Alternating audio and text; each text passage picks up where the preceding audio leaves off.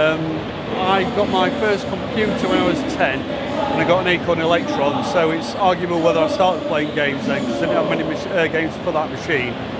We'd had a Philips video pack before then, so when was I 10? 84, 84, so we're getting on a bit. So, well, two reasons, Just Micro and Sheffield was it really. So Just Micro was one of the shops that I went in when I was a teenager, 11, 12, 13, and that's where Gremlin started from. So it was knowing that Gremlin was above that shop, but also you got a bit of a sense of pride, if you like, and an interest when you saw adverts with Sheffield in as part of the address at the bottom of all these games that are coming out. So really that was it for me, that it was that kind of home pride, but also it was part of my life, where we always went in Just Micro. It was the shop to be in Sheffield for games.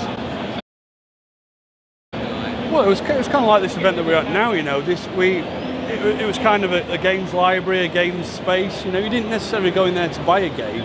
You went in there with your friends to look at games, but also to talk about games, to watch other people play. So it's kind of a community thing, and they were the places that you could only go. There were no other places where you could go and play games, and quite a few people didn't have a machine at home, or we had a Spectrum, somebody else had a Commodore, so you went and looked at the Commodore or the MSX or whatever. So that was a shop, what it was about really. That was our pilgrimage that we spent all day in there. We spent all the afternoon in there talking about games and getting sweaty. There was something different about a cassette game. You also had to wait 5 minutes for it to load, so you had to do something else. So talking to a friend was great, or flicking through a magazine. But I think games shops now, we're seeing that return in indie board game shops, are getting that community feel back. You don't necessarily go and buy a game at a board game shop, you go and play it. So why can't some game shop bring that back? I don't know, maybe there's not enough money in it for a game or whatever to do that, but I think locally for an independent games shop could quite easily bring that atmosphere back, I think. Well, I started working for a school in 2010, and it struck me then that none of the kids knew anything about the history of Sheffield games development, and we weren't using games in education either, as we all used to write code, and we all had a BBC Micro in front of us. So from that came a games festival in school called Games Britannia, where we played games and made games, but also I tried to bring some Gremlins into school. So Ben Daglish came into school and he made music with some of the kids, and Jake Habgood came in from Hallam, who was an ex-Gremlin who did Hogs of War and Micro Machines and things like that. So from there I thought it was a story then that I'd like to get into and tell.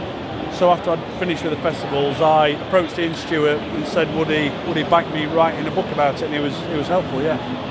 I like how candid it is.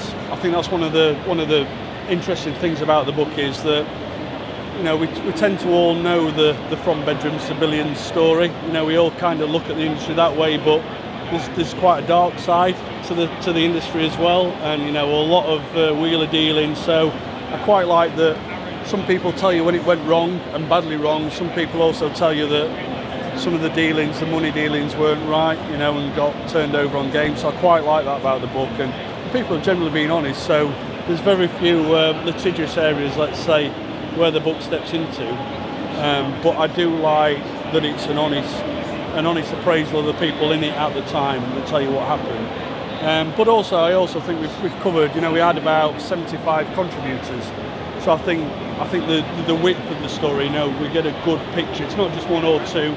We've got virtually quite a lot of the main players that were there, which is great. And some people have never spoken before as well. Jeff Brown and Greg Holmes and all these people that haven't been interviewed before are in the book.